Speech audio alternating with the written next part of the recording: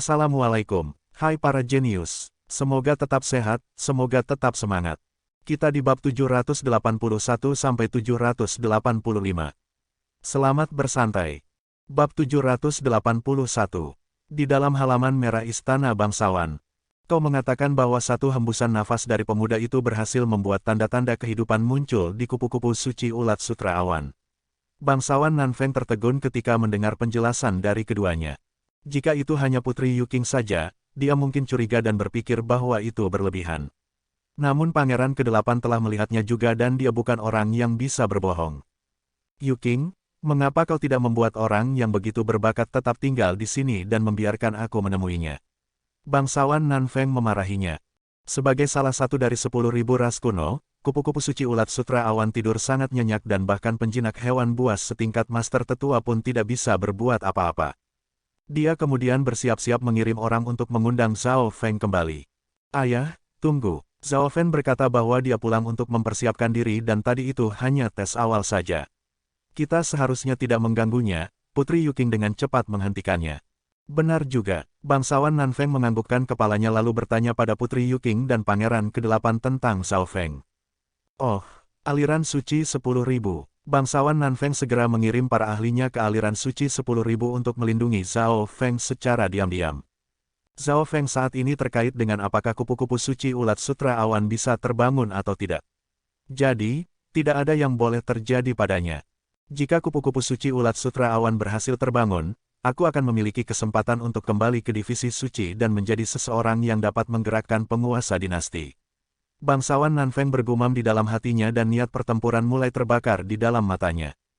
Meskipun kupu-kupu suci ulat sutra awan bukanlah serangga yang benar-benar berorientasi pada serangan, hanya sedikit orang yang tahu nilai sebenarnya. Di tempat lain, Zhao Feng kembali ke aliran suci 10.000 dengan menggunakan burung yinmingnya.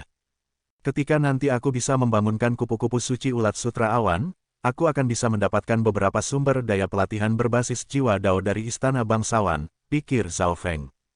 Jika dia mencoba yang terbaik, bukan tidak mungkin baginya untuk segera membangkitkan kupu-kupu suci ulat sutra awan, tetapi prosesnya akan membuatnya kelelahan. Dia ingin menyelesaikannya dalam beberapa kunjungan. Pertama, dia tidak ingin membuatnya prosesnya tampak sederhana dan mudah. Kedua, dia bisa mendapatkan lebih banyak sumber daya yang dibutuhkannya. Tentu saja, Zhao Feng tidak bisa melakukannya terlalu lama karena hanya ada waktu sekitar 80 hari lagi sampai dimensi ilusi ilahi dibuka. Oleh karena itu, Zhao Feng harus membangunkan kupu-kupu suci ulat sutra awan dalam waktu 3 bulan. Persiapan, yang disebutkannya adalah pelatihannya. Kemudian pada hari itu, Zhao Feng kembali memasuki pengasingan latihan. Selama beberapa hari terakhir melakukan misi, menjual hewan peliharaan spiritual dan menghancurkan keluarga Yin, dia telah memperoleh beberapa sumber daya dan tidak akan membutuhkannya lagi untuk sementara waktu. Zhao Feng duduk saat berbagai jenis dan bentuk barang berelemen air pun bermunculan. Dia juga mengeluarkan banyak barang-barang untuk penguat tubuh. Jumlahnya sudah cukup untuk membuat mata seorang pesilat di tahapan alam inti asal menjadi merah. Untuk meningkatkan laju pelatihannya, ia harus mengandalkan sumber daya pelatihan tersebut. Teknik petir angin 5 elemen dan tubuh petir suci kun emas adalah teknik tingkat tinggi. Sangat sulit untuk mendapatkan jurus dan teknik di tingkatan yang sama bahkan di dalam kelompok atau aliran dengan kekuatan 4 bintang. Selain itu, karena dia baru saja pulih, Zhao Feng tidak khawatir dasar kekuatannya akan menjadi tidak stabil. Lagi pula teknik tubuh petir suci kun emas dan teknik petir angin 5 elemen saling melengkapi sehingga membuat dasar kekuatannya menjadi semakin kuat. Waktu berlalu dengan cepat dan lebih dari puluhan hari telah berlalu. Teknik petir angin 5 elemennya telah mencapai puncak level keempat, dan sumber energi roh sejatinya yang berbentuk petir cair dan air pun berkilauan dengan indah. Air petir angin miliknya saat ini telah sepenuhnya terbentuk. Air petir angin meningkatkan kecepatan dan kerusakan dari kekuatan petir anginnya dan memiliki kemampuan untuk mengubah bentuknya. Selanjutnya, air petir angin juga sangat berguna ketika membersihkan tubuhnya dan menyembuhkan luka-lukanya. Menggunakan air petir angin sebagai lapisan pertama dari teknik petir angin 5 elemen bukanlah pilihan yang buruk, Zhao Feng sangat puas. Weng, Zhao Feng membuka telapak tangannya dan cairan sebiru es pun muncul. Tombak Kekaisaran Es. Cairan tersebut berubah menjadi bentuk tombak, lalu berubah menjadi sebuah baju besi di tubuh Zhao Feng. Baju besi itu berdesir dan bisa berubah menjadi bentuk lain yang berbeda. Kali ini, Karena memiliki air petir angin, dia bisa menggunakan kemampuan tombak kekaisaran esnya dengan lebih mahir lagi. Mata spiritual dewanya mengubah tubuhnya dan memberinya kekuatan garis keturunan air. Sekarang dia bisa menggunakan tombak kekaisaran es sesuka hatinya dan kekuatannya pun meningkat drastis. Beberapa hari kemudian, air petir angin milik Zhao Feng mengelilingi tubuhnya dan membuat suara kencang. Pada saat-saat tertentu, cahaya logam perak kebiruan berkilauan di sekujur tubuhnya, seolah-olah dia adalah patung es perak. Kekuatan tubuh yang tak terlihat pun melonjak dari Zhao Feng. Boom! Kamar tempat Zhao Feng bergetar dan gelombang kejutnya nyaris menghancurkan seluruh rumahnya. Ini adalah Zhao Feng yang sengaja tidak menggunakan kekuatan penuhnya. Material dari setiap batu bata di dunia persilatan bukanlah material biasa. Contohnya ruang tempat Zhao Feng berada bisa menahan beberapa serangan dari pesilat biasa di tahapan alam roh sejati dan tidak akan hancur. Level keempat tubuh petir suci kun emas. Zhao Feng menghela nafas panjang. Dia merasa bahwa setiap senti tubuhnya mengandung kekuatan seperti seekor banteng. Bam! Zhao Feng menggunakan senjata level bumi yang tidak lengkap dan mengiris lengan tangannya sendiri. Namun bukannya darah yang keluar, tapi percikan api yang berterbangan kemana-mana. Pertahanan yang kuat sekali. Zhao Feng merasakan kekuatan tak terbatas di tubuhnya dan merasa percaya diri. Dia sekarang bisa bertarung melawan penguasa alam inti asal hanya dengan kekuatan tubuhnya saja. Setelah mencapai level keempat dari tubuh petir suci, Zhao Feng memperkokoh dasar kekuatannya sebelum melatih teknik petir angin 5 elemen. Karena kekuatan keinginannya sangat kuat, lebih mudah baginya untuk melatih teknik petir angin 5 elemen. Namun, kekuatan keinginan tidak terlalu banyak berpengaruh pada teknik penguatan tubuh. Pada hari ini di aula keluarga Luo, lebih dari belasan anggota petinggi keluarga Luo sedang berkumpul. Begitu kita menjalankan rencana ini, sumber daya dari tambang keluarga Zhao tidak akan bisa dijual dan mereka akan mengalami defisit keuangan dalam waktu setengah tahun. Hahaha, dengan bantuan bandit 3 awan terbang, keluarga Zhao tidak akan bisa benar-benar mengendalikan daerah Yunling lagi. Mereka bahkan tidak akan memiliki kesempatan untuk beristirahat. Kepala keluarga Luo dan beberapa tetua tersenyum dengan ekspresi mematikan. Meskipun mereka tidak dapat menyerang keluarga Zhao secara langsung, mereka dapat menggunakan gerakan bawah tanah untuk menciptakan kekacauan dan menghancurkan mereka dari dalam. Tanpa menggunakan tentara atau menumpahkan darah, namun kita masih bisa menang. Memang benar, semakin tua seseorang, maka mereka akan semakin bijaksana. Luo Zun tersenyum lebar ketika duduk di sebelah ayahnya. Tepat pada saat ini, sebuah kekuatan luar biasa yang aneh dari seorang Raja Alam Dewa Kekosongan turun di aula keluarga Luo. Raja Alam Dewa Kekosongan. Tubuh para petinggi keluarga Luo pun menjadi berat. Pangeran ke-8, Luo Zun terkejut ketika melihat laki-laki berjubah naga. Luo Zun, ekspresi Pangeran ke-8 terlihat sangat serius. Kau tidak boleh menyerang keluarga Zhao ataupun menyinggung Zhao Fen untuk saat ini. Jika tidak, keluarga Luo akan dibunuh. Apa? Mendengar perkataannya, orang-orang di aula pun menjadi riuh. Jika hal itu dikatakan oleh orang lain, mereka pasti akan menertawakannya. Namun ini adalah pangeran ke-8 dari penguasa dinasti Gan yang agung. Beberapa saat kemudian di dalam aula rahasia keluarga Luo, pangeran ke-8, Luo Zun, dan kepala keluarga Luo berkumpul untuk berbicara secara rahasia. Bangsawan Nan Feng, memuji Zhao Feng. Bahkan Putri Yu Qing pun menyukainya. Luo Zun sedikit terpana, sementara kepala keluarga Luo basah kuyup dengan keringat dingin. Bangsawan Nan Feng adalah penguasa sebuah zona kepulauan besar dan kerabat kekaisaran. Lagi pula, bangsawan Nan Feng adalah kaisar di tingkat puncak. Dengan ditambah warisan agung penguasa dinasti, kekuatannya pun menjadi tak terukur. Bahkan salah satu alasan utama pangeran ke-8 datang ke zona kepulauan besar Tianfeng adalah untuk mencoba merekrut bangsawan Nan Feng dan kelompok kekuatan di belakangnya. Penguasa dinasti saat ini sedang berada pada tahap yang sangat sensitif. Menurut aturannya, Kaisar Suci Gan yang agung saat ini hanya memiliki waktu kurang dari 10 tahun dari 500 tahun kekuasaannya menjadi Kaisar Suci. Kaisar Suci mendapat bantuan dari warisan agung seluruh penguasa dinasti dan, kecuali dalam kondisi khusus, seseorang tidak bisa menjadi Kaisar Suci 2 kali. Kelahiran Kaisar Suci mewakili pertempuran antar kelompok kekuatan yang berbeda. Beberapa klan keluarga, kelompok kekuatan atau aliran 3 bintang dan bahkan kekuatan atau aliran 4 bintang pun akan bergabung dalam pertarungan memperebutkan posisi Kaisar Suci.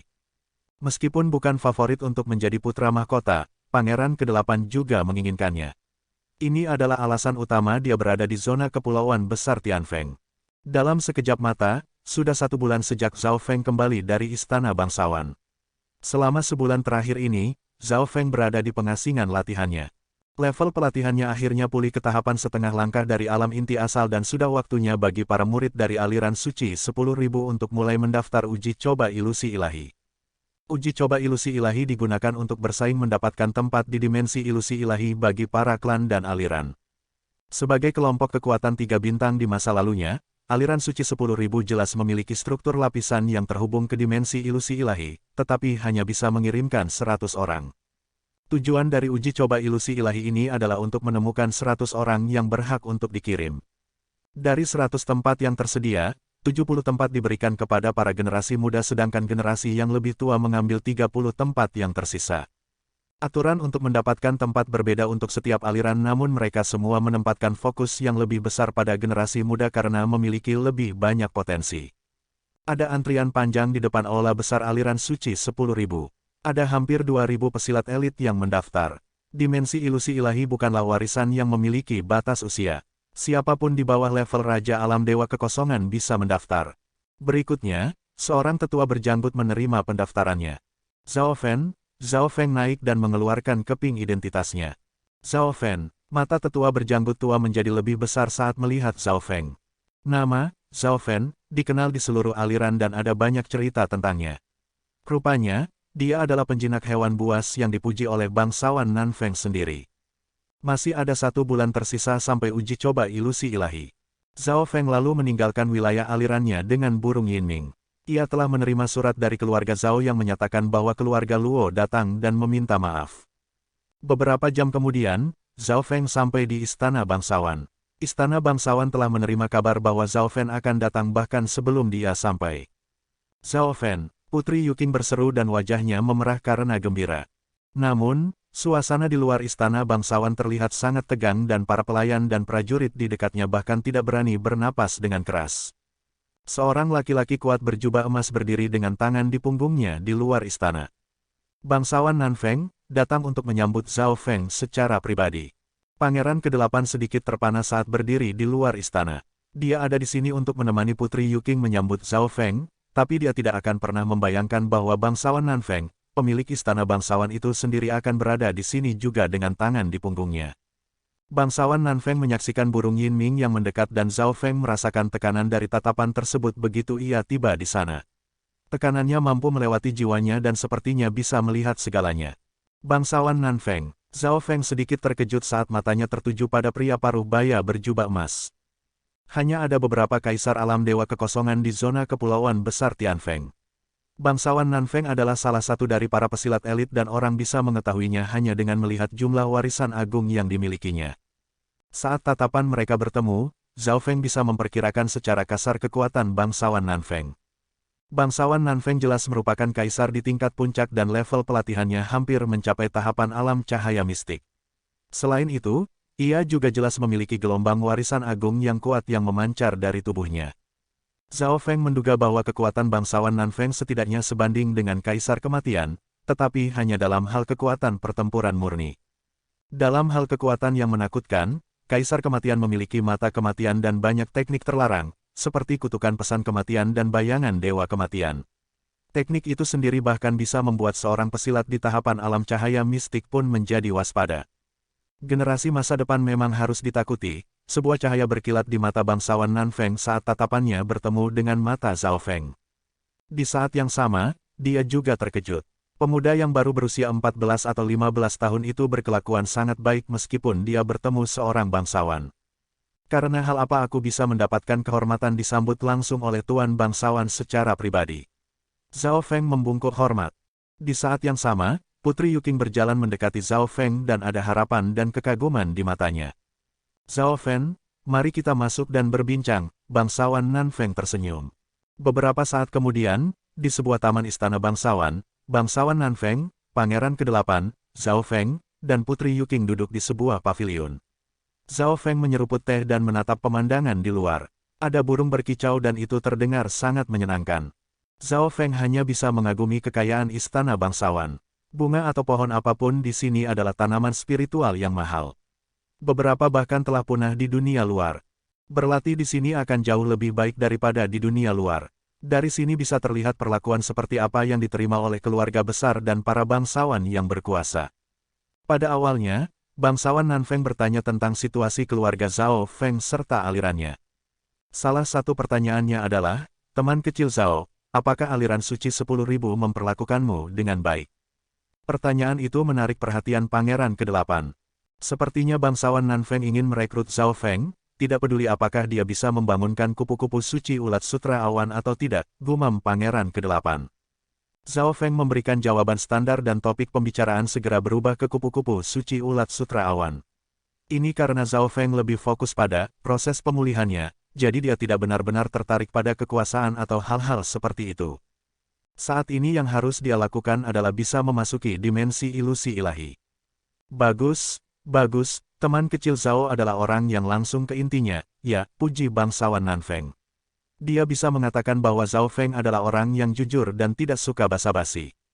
Bangsawan Nanfeng menyuruh pelayan di dekatnya untuk pergi lalu mengeluarkan botol kaca transparan. Seekor ulat sutra kecil yang gemuk dengan kulit kristal dan sepasang sayap setengah transparan tidur di dalamnya. Serangga itu tampak seperti sepotong batu giok. Aura kupu-kupu suci ulat sutra awan sangat lemah dan bahkan kadang-kadang berhenti sama sekali. Mata kiri Zhao Feng berkilauan dengan cahaya ungu. Meo-meo, kucing kecil melompat keluar dari cincin logam kuno dan berbaring di depan botol. Ia melihat ke dalam botol dengan penuh minat. Keunikan kucing dan manusia ini membuat mata bangsawan Nanfeng berbinar-binar. Zhao Feng, ini adalah sumber daya yang kau butuhkan. Bangsawan Nanfeng menyerahkan sebuah cincin artefak ruang, yang kemudian diambil oleh Zhao Feng. Dia perlahan menganggukkan kepalanya saat menghitung sumber daya yang ada di dalam cincin tersebut. Ada cairan kehidupan dan sejumlah harta karun berbasis jiwa Dao di dalam cincin tersebut. Zhao Feng kemudian mengeluarkan sebuah cairan merah yang samar dari cincin logam kunonya dan cairan itu tampak seperti semacam jus buah. Ini adalah obat yang aku buat selama sebulan terakhir, Zhao Feng menjelaskan. Bangsawan Nanfeng terkejut. Menurut berita yang diterimanya, Zhao Feng telah berada di pengasingan latihan selama sebulan terakhir. Sebenarnya, Zhao Feng dengan santai menciptakan obat tersebut di waktu luangnya. Setelah mencapai level keempat dari tubuh petir suci kun emas, Zhao Feng bisa tinggal di alam mimpi kuno selama beberapa saat. Cairan jus buah itu mengandung embun dari pohon dan air sungai di dalam alam mimpi kuno. Selain itu, setengah dari buah spiritual alam mimpi-mimpi kuno yang dimilikinya pun dibuat menjadi jus. Semua bahan-bahan tersebut mengandung esensi alam mimpi kuno dan memiliki aura yang mirip dengan aura zaman kuno. Buah spiritual dari alam mimpi kuno hanya bisa diserap secara perlahan-lahan, jadi tidak ada banyak masalah jika menggunakan sedikit bagiannya untuk obat tersebut. Jika teknik tubuh petir suci kun emas bisa mencapai level berikutnya, hal itu bisa meningkatkan tingkat penyerapannya secara drastis. Zhao Feng kemudian menambahkan cairan kehidupan dan beberapa sumber daya air berbasis ilmu jiwa Dao ke dalam jus buahnya. Selama proses tersebut, jus buah itu mengeluarkan sebuah aroma. Zhao Feng kemudian memberitahu bangsawan Nanfeng untuk memasukkan kupu-kupu suci ulat sutra awan ke dalam jus buah tersebut. Di masa lalu, setiap kali kupu-kupu suci ulat sutra awan tertidur, serangga itu akan memasang mekanisme pertahanannya secara otomatis dan menolak kekuatan luar. Namun, ketika kupu-kupu suci ulat sutra awan dimasukkan ke dalam jus buah tersebut, tidak ada tanda-tanda penolakan darinya. Bluk, gelembung udara terbentuk di dalam jus buah tersebut dan kupu-kupu suci ulat sutra awan tampaknya sangat mengenal dan terbiasa dengan jus tersebut. Adegan ini tidak mengejutkan Zhao Feng. Sebelumnya dia telah memberinya hembusan nafas berisi aura alam mimpi kuno.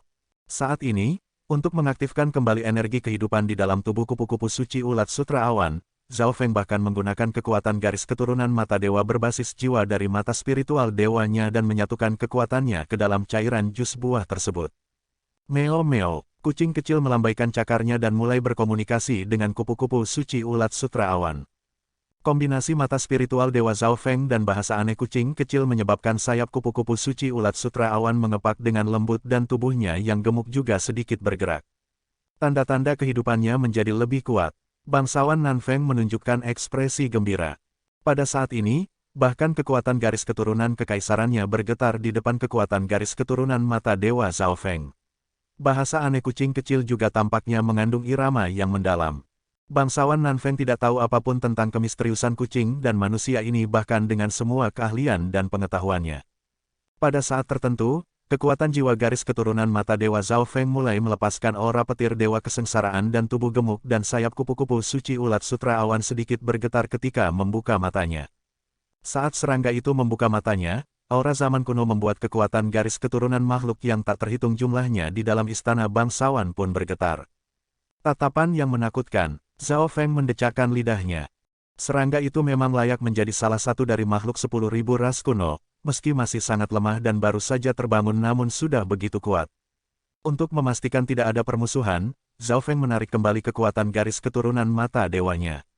Meo meo meo, sebaliknya, si kucing kecil melambaikan cakarnya dan berbicara dengan kupu-kupu suci ulat sutra awan. Kupu-kupu itu pun tampaknya mengerti dan ekspresi permusuhan di matanya pun memudar. Tubuhnya kemudian mulai menyerap jus buah tersebut. Weng, sebuah cahaya berwarna pelangi yang mempesona berkilauan di sayap-sayap transparan kupu-kupu suci ulat sutra awan, tetapi auranya menakutkan.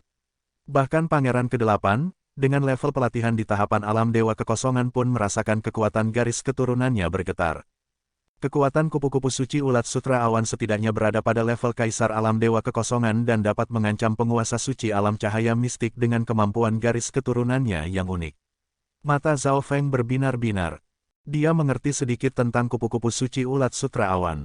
Serangga ini memiliki 3 bentuk yang berbeda yaitu ulat sutra, capung, dan kupu-kupu. Bentuk ulat sutra relatif lebih lemah, tetapi bisa mengeluarkan sutra unik yang disebut sutra awan suci yang sangat kuat dan tahan terhadap api. Sutra awan suci ini adalah bahan terbaik untuk membuat baju besi ringan.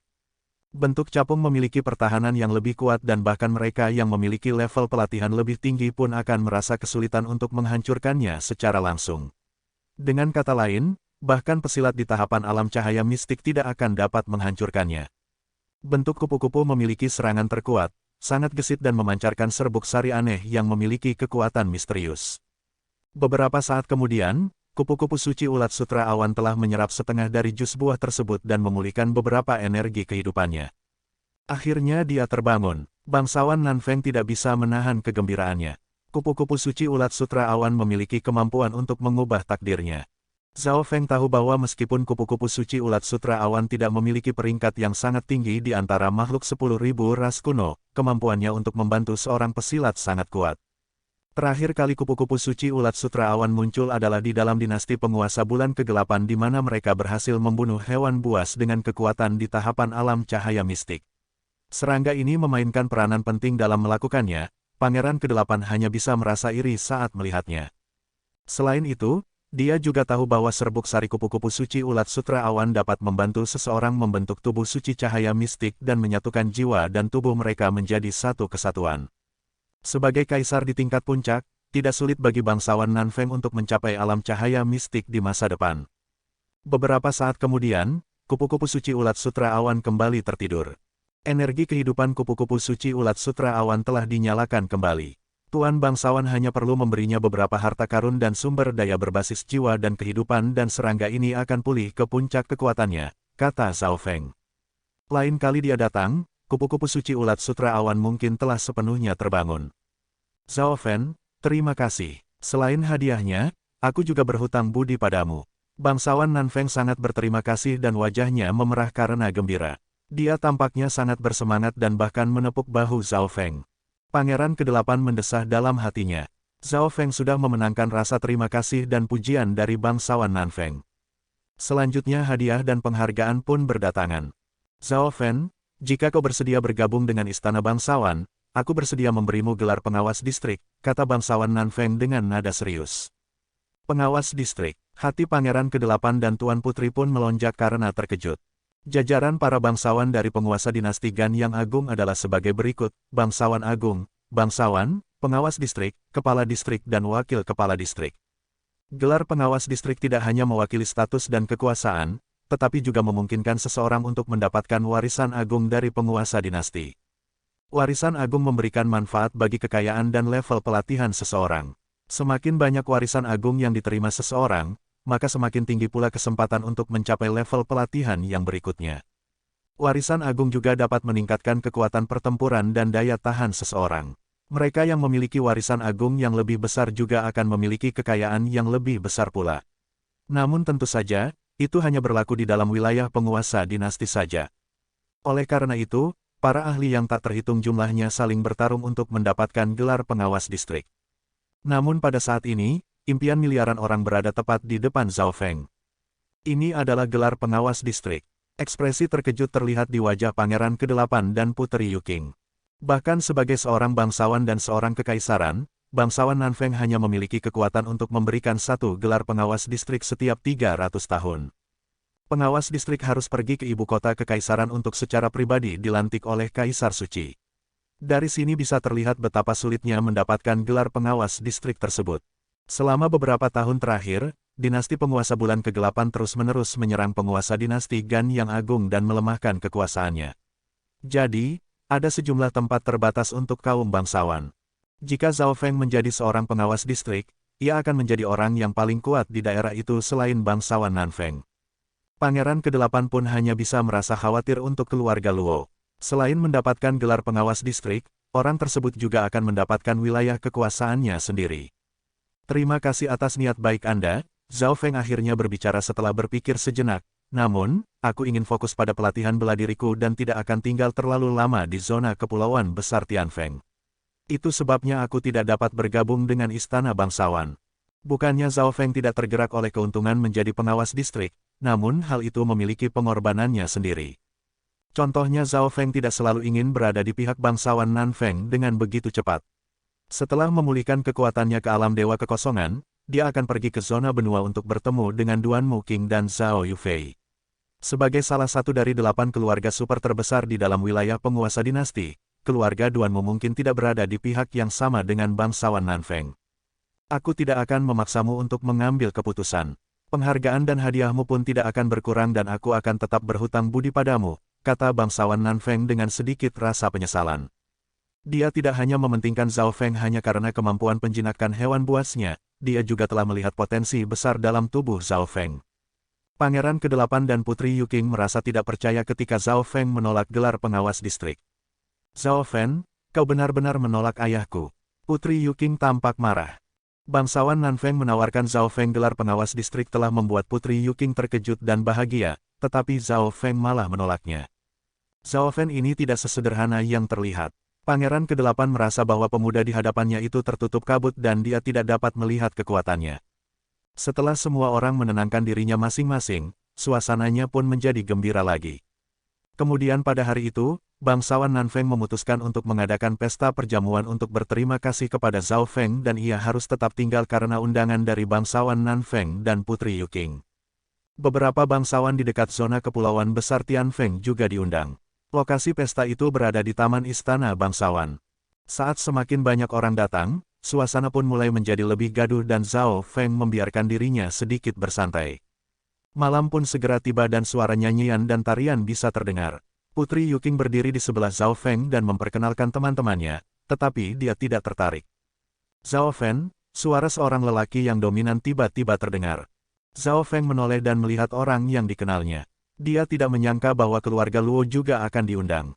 Luo Zun, kepala keluarga Luo, dan tetua agung di level Raja Alam Dewa Kekosongan semuanya ada di sini. Pesta perjamuan ini berbeda dari biasanya. Beberapa orang bahkan akan mencoba masuk meskipun mereka tidak menerima undangan. Bagaimanapun juga, pesta perjamuan ini diadakan oleh penguasa dari zona kepulauan besar Tianfeng. Sebagai salah satu dari 3 keluarga teratas di zona kepulauan besar Tianfeng, hubungan keluarga Luo dengan istana bangsawan cukup baik dan Luo Zun adalah pesilat jenius nomor 1 di zona kepulauan besar Tianfeng. Saudara Luo, ada yang bisa kubantu? Zhao Feng tersenyum dan mengamati orang-orang dari keluarga Luo. Kepala keluarga Luo berusaha tersenyum dan tidak memiliki ketegasan yang biasanya dia miliki. Ekspresi Luo Zun juga seperti dipaksakan. Mereka jelas tahu bahwa tokoh utama dari pesta perjamuan ini adalah Zhao Feng. Siapa yang berani menyinggung Zhao Feng atau keluarga Zhao Yunling setelah ini? Zhao Feng, adik perempuanku ingin bertemu denganmu, kata Luo Zun tanpa ekspresi. Dia merasa lebih tidak rela dan kalah dari yang pernah dirasakannya sebelumnya. Meskipun Zhao Feng mungkin tidak bisa mengalahkannya dalam pertarungan, Zhao Feng berusia kurang dari setengah usianya. Perasaan ini hanya berada persis di bawah perasaan dikalahkan oleh Xin Wuheng di depan umum. Adik perempuanmu, Luo Sui. Ekspresi Zhao Feng sedikit berubah saat matanya mengamati sekelilingnya. Luo Sui sangat berbakat dan kecantikannya dikenal di seluruh zona kepulauan besar Tianfeng. Mata Putri Yuking tidak bisa menahan tawa ketika mendengar nama Luo Sui, dan alisnya sedikit berkerut. Istana bangsawan jelas mencari informasi tentang Zhao Fen. Putri Yuking tahu bahwa Luo Sui adalah tunangan Zhao Fen dan Pangeran ke-8 juga menyukainya. Mari kita lihat seberapa cantiknya Luo Sui ini. Putri Yuking mendengus kesal. Sui hanya ingin bertemu Zhao Fen secara pribadi. Luo Zun harus tetap menghormati Putri Yuking. Putri Yuking, aku akan pergi sebentar. Zhao Feng tersenyum pada Putri Yuking. Ia lalu pergi dengan Luo Zun dan meninggalkan Putri Yuking dengan ekspresi tidak senang. Adik Yuking, aku benar-benar berharap kau dapat mencuri si Zhao Fen. Itu akan menjadi kemenangan bagi kita berdua, nada mengejek terdengar dari belakangnya. Pemilik suara itu adalah Pangeran ke-8. Mencuri, kata siapa aku menyukainya, aku hanya, wajah Putri Yuking memerah. Oh, menyukainya, aku tidak mengatakan soal itu. Pangeran ke-8 memiliki ekspresi main-main saat melihat Zhao Feng berjalan pergi. Namun dia tidak setenang biasanya. Dalam situasi seperti saat ini, jika Zhao Feng benar-benar menginginkan Luo Sui, maka Pangeran ke-8 mungkin bukan tandingannya. Apakah benar-benar layak menyinggung Zhao Feng hanya untuk seorang wanita? Pikir Pangeran ke-8. Pada saat ini, dia tidak lagi mengukur Zhao Feng dengan standar biasa. Pangeran ke-8 merasa bahwa Zhao Feng ini mungkin mirip dengan Xin Wuheng, tak terukur. Setelah membangunkan kupu-kupu suci ulat sutra awan, ia telah mengubah nasib bangsawan Nanfeng hingga ke tingkatan tertentu, yang bahkan mungkin menyebabkan beberapa perubahan pada seluruh wilayah penguasa dinasti. Pemuda itu bahkan belum memasuki zona benua dan dia sudah menjatuhkan batu ke danau dan menciptakan gelombang. Di tempat lain, Zhao Feng memasuki hutan yang relatif jauh di dalam istana bangsawan.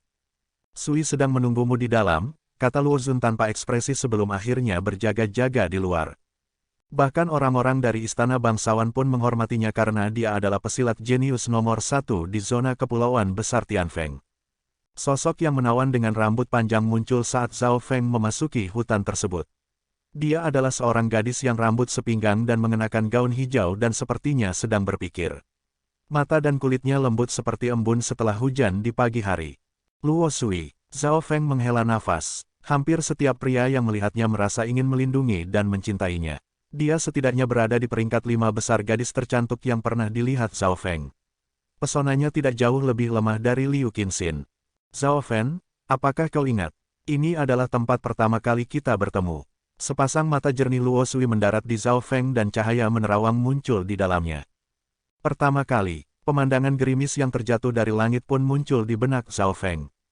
Pada hari itu, wajah Zhao Fen memerah ketika melihat Luo Sui muncul dan dia hanya bisa tergagap melihatnya. Luo Sui tersenyum dan sedikit malu-malu. Tetapi pada saat itu, Zhao Fen baru berusia 13 tahun dan sedikit gugup, jadi dia tidak menyadari bahwa itu semua sengaja direncanakan oleh Luo Sui. Luo Sui berbakat dan cantik dan dia tidak ingin pernikahannya diputuskan oleh orang lain. Dia memiliki kesan yang baik ketika melihat Zhao Fen untuk pertama kalinya dan setuju untuk menikahinya. Jadi seperti itu, Zhao Feng mengingat detail dan lebih memahaminya. Zhao Fen yang asli sangat tampan, dan kejujuran serta kemurniannya menggerakkan hati Luo Sui.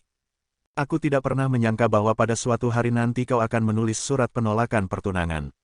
Apakah ini karena martabatmu? Atau, apakah kau hancur di depan kekuatan Pangeran ke-8? Mata Luo Sui menjadi sedikit merah. Zhao Feng tetap terlihat tanpa emosi dan berjalan beberapa langkah dengan tangan di belakang punggungnya, seolah-olah sedang mengagumi sosok Luo Sui. Kau telah berubah. Luo Sui menangis setelah menatap Zhao Feng selama beberapa saat. Pada saat ini, mata Zhao Feng tidak mengandung cinta seperti sebelumnya. Dia curiga bahwa dia bahkan mungkin bukan orang yang sama lagi. Nona Luo, aku minta maaf, tapi Zhao Feng yang dulu menyukaimu sudah pergi. Zhao Feng tidak berkata apa-apa lagi. Dia tidak ingin mengulangi apa yang terjadi di kota danau terbenam. Lagi pula, ini adalah sesuatu hal yang pernah sangat dipedulikan oleh Zhao Fen yang asli, jadi Zhao Feng tidak mau ikut campur soal itu. Hubungan antara Zhao Feng dan Liu Qinxin berbeda.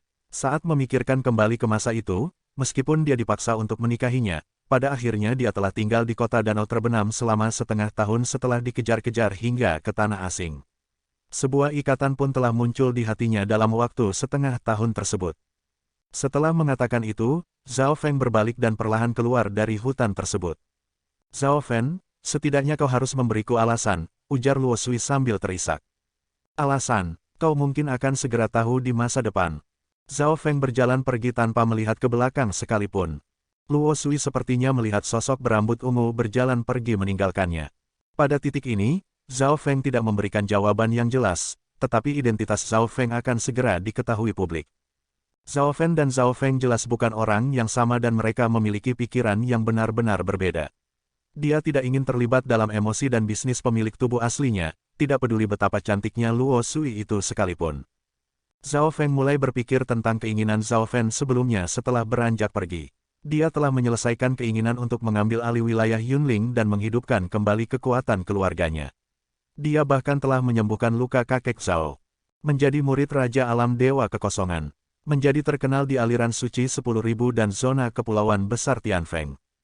Senyuman muncul di wajah Zhao Feng. Menjadi terkenal juga hampir selesai dilakukannya.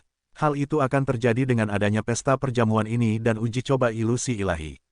Adapun menjadi murid Raja Alam Dewa Kekosongan, Zhao Feng sendiri akan bisa menjadi Raja Alam Dewa Kekosongan setelah memulihkan kembali level pelatihannya, yang tentu saja akan melebihi imajinasi Zhao Feng yang asli. Selain menikahi Luo Sui, semuanya berjalan lebih baik dari yang diharapkan. Zhao Feng menganggukkan kepalanya. Dapat dikatakan bahwa ia telah mencoba yang terbaik. Bagaimanapun juga, ketika dia mengambil alih tubuh ini sejak awal, Zhao Feng yang asli sudah mati dan pemuda itu tidak akan bisa melakukan semua keinginannya sama sekali. Lampu-lampu istana bangsawan menyala dan musik terdengar di seluruh area tersebut. Zhao Feng tanpa diragukan lagi adalah tokoh utama dari pesta perjamuan malam ini. Semua bangsawan di sekitar zona kepulauan besar Tianfeng ingin bertemu dengan penjinak hewan buas yang jenius ini.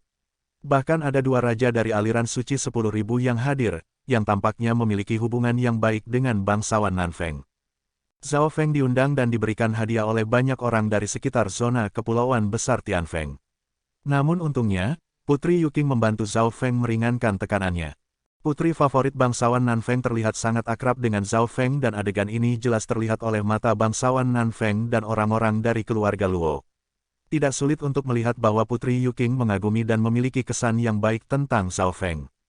Bangsawan Nanfeng juga melihatnya dan tersenyum tetapi tidak mengatakan apa-apa. Dia tidak akan menentangnya jika memang Putri Yuking menjalin hubungan dengan Zhao Feng. Orang-orang dari keluarga Luo memiliki ekspresi khawatir. Jika Zhao Feng menulis surat penolakan pertunangan dan kemudian menjadi menantu bangsawan Nanfeng, itu akan menjadi pukulan besar bagi keluarga Luo. Namun untungnya bagi mereka, apa yang mereka khawatirkan tidak akan terjadi. Zhao Feng tampaknya tidak terlalu tertarik pada Putri Yuking dan dia merasa sedikit tidak berdaya saat Putri Yuking membawanya berkeliling. Di tempat lain dalam pesta perjamuan itu, Luo Zun dan Pangeran ke-8, yang biasanya menjadi dua pemuda yang luar biasa, sedang berdiri di sudut ruangan. Zhao Feng itu menolak Luo Sui dan juga tidak tertarik pada Putri Yuking. Apa yang sebenarnya dia pikirkan? Tatapan Pangeran ke-8 mendarat pada sosok Zhao Feng. Zhao Feng menjadi semakin misterius. Bahkan Pangeran ke-8 pun tertarik dengan kecantikan Luo Sui dan status Putri Yuking adalah sesuatu sangat diimpikan oleh para pria yang tak terhitung jumlahnya. Namun, Zhao Feng melepaskan kedua dewi ini. Itu sangat frustasi dan menjijikkan membandingkan diri sendiri dengan orang lain. Pangeran ke-8 hanya bisa bertanya pada dirinya sendiri, apakah Pangeran ke-8 yang sangat mulia dari penguasa dinasti Gan yang agung harus kalah dari seorang pemuda dari keluarga kecil seperti itu. Pesta perjamuan berakhir sangat larut.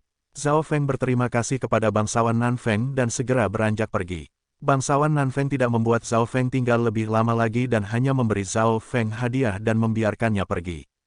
Wosh! Zhao Feng lalu meninggalkan istana bangsawan dengan burung Yinmingnya. Dia mulai mengatur hadiah dari bangsawan Nanfeng dalam perjalanan pulang. Sumber daya pelatihan berbasis jiwa Dao yang dibutuhkan Zhao Feng termasuk dalam hadiah tersebut dan itu sangat berharga.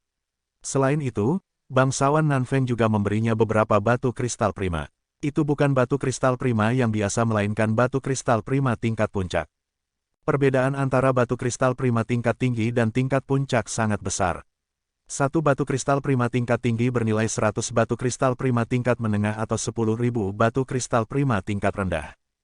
Namun satu batu kristal prima tingkat puncak setara dengan 1 juta batu kristal prima tingkat tinggi. Dari sini bisa terlihat betapa langkanya batu kristal prima tingkat puncak. Dulu, Zhao Feng menggunakan banyak batu kristal prima tingkat puncak untuk menggunakan lapisan teleportasi zona spiritual untuk melakukan perjalanan dari Tanah Suci Mimpi melayang ke Benua Bunga Biru dan kemudian dari Benua Bunga Biru ke Lautan Nanlin. Zhao Feng telah menghabiskan 95% harta kekayaannya untuk melakukannya dan dia bahkan meminjam dari Kaisar Simu. Setelah mengambil alih tubuh ini, Zhao Feng hampir tidak memiliki batu kristal prima tingkat puncak sama sekali. Namun saat ini bangsawan Nanfeng memberikannya hampir 100 batu kristal prima tingkat puncak, yang bernilai hampir setara dengan 100 juta batu kristal prima tingkat tinggi. Tentu saja, jika dibandingkan dengan semua itu, kebaikan yang diterima bangsawan Nanfeng dari Zhao Feng mungkin bernilai lebih tinggi lagi. Jumlah sumber daya ini cukup bagiku untuk berlatih hingga ke alam dewa kekosongan. Namun sumber daya yang akan aku butuhkan setelahnya akan menjadi jauh lebih besar lagi. Target Zhao Feng sangat tinggi. Dia tidak hanya berlatih kembali untuk menjadi Raja Alam Dewa Kekosongan. Dia memiliki tujuan yang jauh lebih tinggi dan semakin jauh ke depan. Itu sebabnya dia harus mengambil kesempatan sekali dalam seabad ini untuk memasuki dimensi ilusi ilahi. Sepengetahuannya, banyak sumber daya yang langka dan telah punah berada di dalam dimensi ilusi ilahi. Contohnya, batu kristal prima dewa yang legendaris yang bahkan lebih langka daripada batu kristal prima tingkat puncak. Batu kristal prima dewa tidak dapat dibuat dalam alam semesta Fan. Jadi, saat ini, batu kristal prima dewa itu biasanya berasal dari reruntuhan kuno seperti dimensi ilusi ilahi. Batu kristal prima dewa adalah inti dari lapisan teleportasi zona spiritual dan dapat membantu mereka yang berada di tahapan alam cahaya mistik dan bahkan di level pesilat setengah dewa. Untuk Zhao Feng saat ini, batu kristal prima tingkat puncak sudah cukup bagus. Zhao Feng sekali lagi memasuki pengasingan latihan ketika dia kembali ke aliran suci 10.000. Aku akan kembali ke istana bangsawan sebulan kemudian dan pada saat itu kupu-kupu suci ulat sutra awam akan benar-benar terbangun. Zhao Feng memastikan waktunya sebelum memasuki pengasingan latihan. Di dalam ruangannya, lapisan cahaya logam perak kebiruan bersinar di sekitar tubuh Zhao Feng seolah-olah dia adalah patung es perak. Weng, weng, air petir angin mengelilingi tubuh Zhao Feng dan menempa daging, organ tubuh, dan tulang-tulangnya. Sejak teknik tubuh petir suci kun emas mencapai level keempat, kekuatan fisik Zhao Feng telah menjadi jauh lebih kuat. Pada saat ini, dia dapat menghancurkan pesilat biasa di tahapan alam inti asal hanya dengan kekuatan fisiknya saja. Selain itu, karena dia telah melatih teknik 10.000 pikiran ilahi, Zhao Feng bisa mempelajari dua teknik sekaligus secara bersamaan. Dibandingkan dengan tubuh petir suci kun emas, peningkatan Zhao Feng pada teknik petir angin 5 elemen bahkan lebih cepat lagi karena ia memiliki dasar kekuatan dari warisan petir angin dari kehidupan sebelumnya, serta kekuatan keinginan di level kaisarnya. Dalam sekejap mata, sebulan telah berlalu dan teknik petir angin 5 elemen Zhao Feng telah menembus level kelima. Teknik petir angin 5 elemen dibagi menjadi 12 level. 3 yang pertama adalah dasar kekuatan petir angin. Dari level keempat hingga ke-6, kekuatan dari 5 elemen akan mulai dipelajari dan dilatih. Zhao Feng telah memilih air petir angin sebagai elemen pertamanya. Pada level ke-7, Zhao Feng akan melanjutkan ke elemen petir angin yang kedua, kayu petir angin. Dari elemen air ke elemen kayu, dari elemen kayu ke elemen api, dari elemen api ke elemen bumi, dari elemen bumi ke elemen logam, dan dari elemen logam ke elemen air. Bersama-sama, semua elemen itu akan membentuk sirkuit yang lengkap. Level ke-7 adalah kayu petir angin, level ke-8 adalah api petir angin, level ke-9 adalah bumi petir angin, dan level ke-10 adalah logam petir angin. Dari level ke-10 dan seterusnya, kekuatan 5 elemen akan menjadi satu kesatuan. Semua itu berasal dari esensi teknik 10.000 petir 5 elemen. Tentu saja, kecepatan warisan petir angin dan kekuatan kehancurannya juga akan muncul.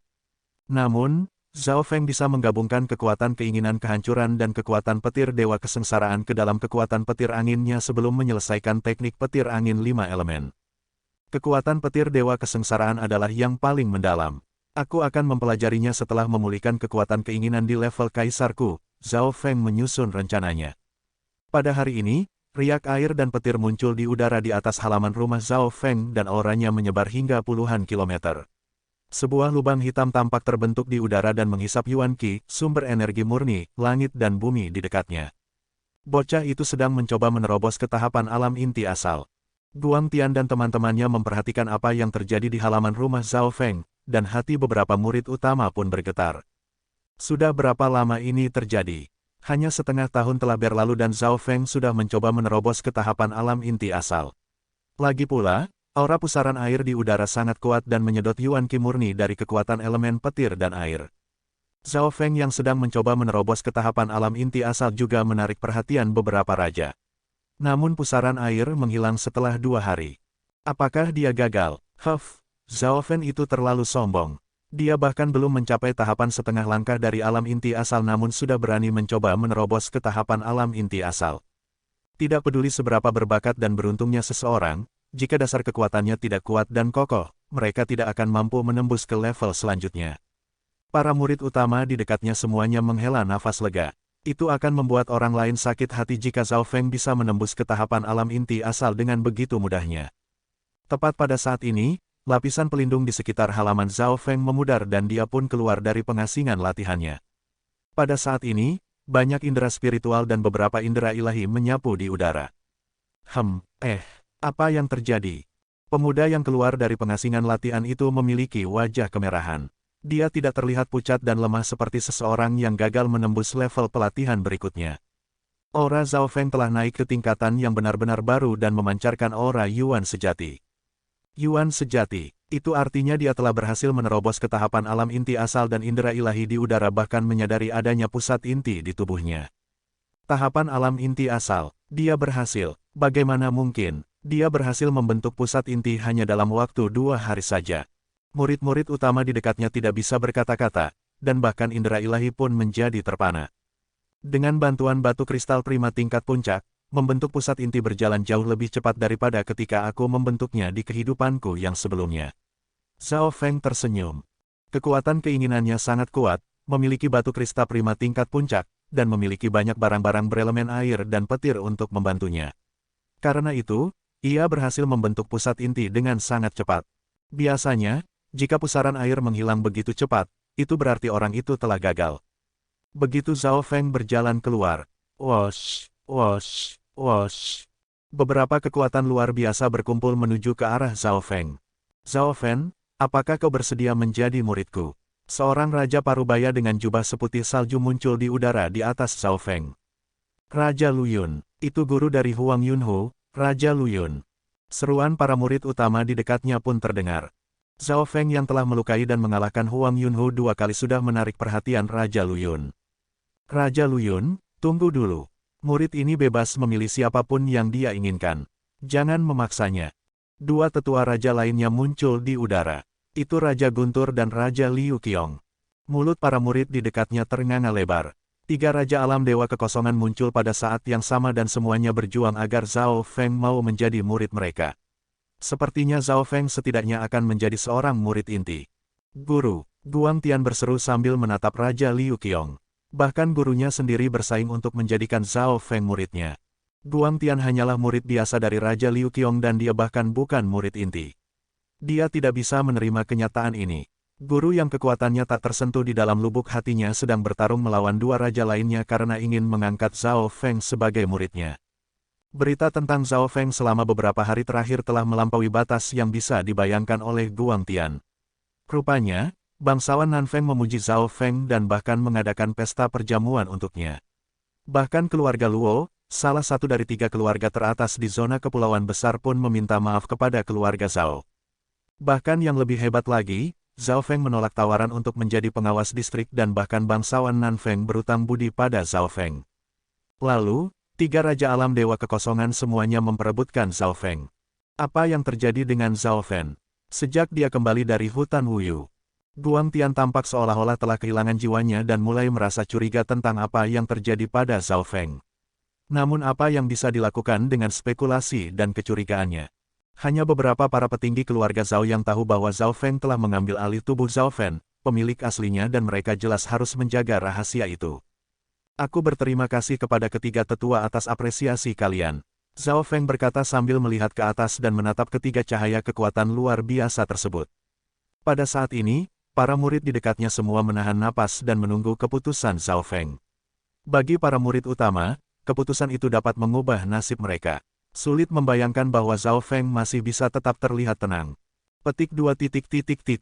Tapi aku minta maaf. Aku sudah menjadi murid seorang kaisar alam dewa kekosongan. Kata-kata Zhao Feng terdengar seperti bom yang meledak. Kaisar Alam Dewa Kekosongan. Hati para murid utama dan 3 Raja Alam Dewa Kekosongan pun bergetar. Pantas saja Zhao Feng banyak berubah. Itu bukan sesuatu yang bisa dijelaskan oleh keberuntungan dan kekayaan murni. Ternyata dia telah menjadi murid seorang kaisar. Tatapan dari para murid di dekatnya dipenuhi dengan kecemburuan dan iri hati saat menatap Zhao Feng. Gedebuk, tubuh Guang Tian bergetar dan terjatuh ke tanah. Zhao Feng tidak peduli tentang status sebagai murid inti dan juga menolak tawaran ketiga raja. Alasannya membuat mereka semua merasa tak berdaya. Aliran suci 10.000 klan pernah menjadi kelompok dengan kekuatan 3 bintang. Namun saat ini hanya memiliki 3 kaisar alam dewa kekosongan. Jumlah kaisar di zona kepulauan besar Tianfeng bisa dengan mudah dihitung dengan jari. Aliran suci 10.000 memiliki kaisar terbanyak di zona kepulauan besar, tetapi pada puncak kekuatannya aliran ini dulu bahkan lebih kuat daripada aliran suci mistik sejati. Dulu aliran suci 10.000 memiliki beberapa penguasa suci alam cahaya mistik. Wosh, wosh, wosh. Ketiga Raja Alam Dewa Kekosongan itu langsung pergi dengan kecewa tanpa bertanya kepada Zhao Feng tentang kaisar mana yang telah menjadi gurunya. Bahkan kaisar yang paling lemah pun bukanlah sesuatu yang bisa dibandingkan dengan Raja Alam Dewa Kekosongan yang biasa. Setelah mereka pergi, adik seperguruan Zhao. Mata para murid utama berseri-seri ketika mereka mencoba untuk berbicara dengan Zhao Feng. Namun Zhao Feng hanya menyeringai dan pergi dengan burung Yinmingnya. Semakin jauh menyusuri jalur pelatihan bela diri, semakin lama waktu yang dibutuhkan. Masih ada 2 bulan lagi sampai dimensi ilusi ilahi dibuka dan Zhao Feng harus mempersiapkan diri. Bocah itu, sombong sekali, kata beberapa murid utama dengan sedih. Dia memang berhak untuk sombong. Jika aku murid seorang kaisar dan dipuji oleh bangsawan Nanfeng, bukankah itu berarti aku bisa melakukan apapun yang kuinginkan di zona kepulauan besar Tianfeng? Para murid mendesah dengan ekspresi kagum sekaligus iri. Di antara sekelompok murid itu, Guang Tian yang merasakan perasaan terburuk. Zhao Feng pasti merasakan sesuatu ketika aku mencoba untuk menghabisinya. Selain dari kemarahan, keengganan, dan kecemburuan, Guang Tian juga merasa takut akan masa depannya. Zhao Feng langsung menuju ke istana bangsawan dengan burung Yinming. Dia pergi ke istana bangsawan untuk memastikan kupu-kupu suci ulat sutra awan telah sepenuhnya terbangun. Kecepatan burung Yinming sangat cepat dan aura kematiannya lebih kuat dari sebelumnya. Zhao Feng telah melatihnya dan cara terbaik untuk meningkatkan kekuatannya adalah dengan menggunakan sumber daya berbasis jiwa Dao. Zhao Feng menerima beberapa sumber daya jiwa Dao dari istana bangsawan, tetapi barang-barang itu hanya berguna bagi mereka yang berada di bawah level Raja Alam Dewa Kekosongan. Dasar kekuatan dan kekuatan jiwa Zhao Feng tidak dapat dibandingkan dengan yang lainnya, jadi dia hanya menggunakan beberapa sumber daya terbaik dan memberikan sisanya kepada burung Yinming. Adapun cara untuk melatih burung Yinming secara khusus, ia menyerahkan semua itu kepada si kucing kecil. Kekuatan burung Yinming akan memasuki level alam inti asal besar, yang sudah cukup bagus untuk seekor hewan tunggangan. 4 jam kemudian, Zhao Feng tiba di istana bangsawan, dan bangsawan Nanfeng sudah menunggunya. Kupu-kupu suci ulat sutra awan telah terbangun sebentar setiap beberapa hari. Bangsawan Nanfeng mulai berbicara tentang situasi kupu-kupu suci ulat sutra awan. Zhao Feng dengan cermat memeriksanya dan serangga itu terlihat seperti batu giok yang berbaring tanpa suara dalam cairan kehidupan. Aura kehidupan yang terpancar darinya jauh lebih kuat dari sebelumnya dan seseorang dapat mendeteksi gelombang jiwa yang samar darinya. Sudah waktunya, kata Zhao Feng. Ia lalu mengeluarkan jus buah berwarna merah gelap yang telah disiapkannya sebelumnya. Kali ini, Zhao Feng telah memasukkan lebih banyak buah spiritual, serta daging dan darah dari hewan di alam mimpi kuno. Zhao Feng menuangkan jus buah berwarna merah gelap di atas tubuh kupu-kupu suci ulat sutra awan. Kupu-kupu suci ulat sutra awan tampaknya terbangun ketika mengepakkan sayapnya dan mulai menyerap jus buah tersebut. Yuan Qi, sumber energi murni, yang terkandung di dalam jus buah itu sangat cocok dengan kupu-kupu suci ulat sutra awan dan serangga itu pun jelas menjadi lebih kuat setelah menyerapnya. Tentu saja, sumber daya dari istana bangsawan juga membantu. Zhao Feng tinggal selama 1 hari dan memeriksanya. Kupu-kupu suci ulat sutra awan pulih dalam setiap aspek, termasuk jiwanya. Serangga tersebut mulai terbangun lebih sering dan tetap terjaga untuk durasi yang lebih lama. Selamat, Tuan Bangsawan. Kupu-kupu suci ulat sutra awan telah melewati bahaya dan fase tidur panjangnya. Saat ini, kupu-kupu itu hanya sedikit lemah. Ia akan pulih dalam 1 atau 2 tahun, ujar Zhao Feng sambil tersenyum. Mendengar ucapannya, Bangsawan Nanfeng sangat gembira. Apakah kupu-kupu suci ulat sutra awan selamat atau tidak, serangga itu akan bisa mengubah nasibnya. Junior ini masih harus pulang kembali untuk persiapan uji coba ilusi ilahi dan tidak akan bisa tinggal lebih lama di sini. Uji coba ilusi ilahi. Mata bangsawan Nanfeng berkilat ketika memikirkan sesuatu dan sebuah buku pun muncul di tangannya. Buku ini berisi beberapa informasi rahasia mengenai dimensi ilusi ilahi. Kau bisa membawanya dan membacanya, kata bangsawan Nanfeng. Mendengar penjelasannya, Zhao Feng segera mengucapkan terima kasih dan menghafal isi buku tersebut. Sebagai dinasti bangsawan kuno dan besar, Kekaisaran Gan yang Agung tahu lebih banyak tentang dimensi ilusi ilahi daripada kelompok kekuatan 2 atau 3 bintang. Saat kembali ke aliran suci 10.000, Zhao Feng mulai mencerna informasi tentang dimensi ilusi ilahi. Dimensi ilusi ilahi adalah dimensi yang terlupakan dan penguasa dinasti Gan yang Agung bahkan mungkin belum mampu memetakan 1/10 dari dimensi tersebut. Zhao Feng terkejut dengan apa yang dibacanya. Dimensi ilusi ilahi akan terhubung ke zona benua setiap 100 tahun sekali dan kekuatan zona benua akan membangun sebuah struktur untuk memperkuat koneksi itu. Namun, karena dimensi ilusi ilahi terlalu besar, area spesifik dari zona benua yang terhubung dengannya selalu berbeda-beda. Selain itu, peluang kematian di dimensi ilusi ilahi sangat tinggi dan melampaui warisan yang dimiliki sebagian besar klan atau aliran. Kemungkinan kematian mencapai 50%. Zhao Feng terkejut, tetapi semua kelompok kekuatan sepakat bahwa yang terbaik adalah menyingkirkan yang lemah dan menjaga yang kuat. Fokus utama ditempatkan pada mereka yang berhasil bertahan hidup. Buku ini juga mencatat beberapa area berbahaya dan berbagai tempat lain di dimensi ilusi ilahi, serta beberapa tebakan dan analisa tentang dimensi tersebut. Ketika Zhao Feng kembali ke aliran suci 10.000, hanya ada 3 hari tersisa sampai uji coba ilusi ilahi dimulai. Pada saat ini, semua orang yang ingin mendaftar sudah melakukannya dan suasananya sangat panas. Beberapa pesilat yang telah mengasingkan diri untuk waktu yang lama telah keluar dan bersiap-siap. Aliran suci 10.000 hanya memiliki 100 tempat untuk dikirim ke dimensi ilusi suci. Di antara mereka, lebih dari setengahnya akan diberikan kepada generasi muda sementara 30-40% sisanya untuk generasi yang lebih tua. Kali ini, generasi yang lebih tua memiliki 35 tempat.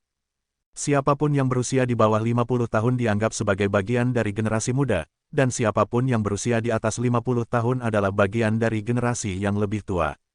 Dibandingkan dengan generasi muda, persaingan di antara generasi yang lebih tua bahkan lebih sengit lagi. Mereka yang telah mendaftar setidaknya berada pada puncak tingkat penguasa sejati, sedangkan mayoritas peserta berada di level alam inti asal kecil. Selama 3 hari terakhir ini, Zhao Feng tidak memasuki pengasingan latihan.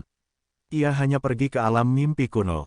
Sekarang dia telah mencapai tahapan alam inti asal dan tubuh petir suci kun emasnya telah menembus ke level keempat sehingga dia bisa berjalan-jalan di alam mimpi kuno selama beberapa saat. Di tengah hutan di alam mimpi kuno, ular piton dan burung masih melindungi buah spiritual di pohon. Segel hati kegelapan yang digunakan Zhao Feng masih efektif pada mereka, jadi dia memerintahkan burung itu untuk membunuh beberapa hewan dan membawa dagingnya kepadanya, yang digunakan untuk menempa tubuh petir sucinya.